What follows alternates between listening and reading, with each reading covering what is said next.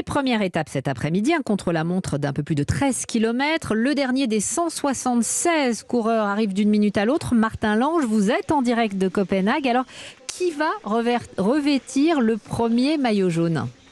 Eh bien Hélène, ça va être officiel d'ici une poignée de secondes, puisque le dernier coureur va franchir la ligne d'ici, il vient de franchir la ligne, l'Espagnol Marc Soler. Donc c'est officiel, c'est un Belge qui va porter le premier maillot jaune demain. Pas forcément celui qu'on attendait, puisqu'il s'agit d'Yves Lampaert, le coureur de la Quick Step, et certes double champion de Belgique du contre-la-montre. Mais ici on misait plutôt sur son compatriote Wout van Aert, qui échoue à 5 malheureuses secondes. Chez les favoris, le mieux placé comme souvent c'est Tadej Pogačar, le double tenant du titre, est 3e ce soir déjà.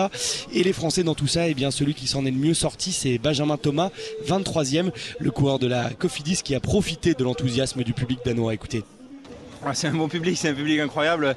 Après c'est mon premier Tour de France, donc je découvre un peu, et c'est vrai que pas avoir un seul moment sans spectateurs, ça pousse, et chaque coup de pédale on se dit allez, on y va encore, et ça motive.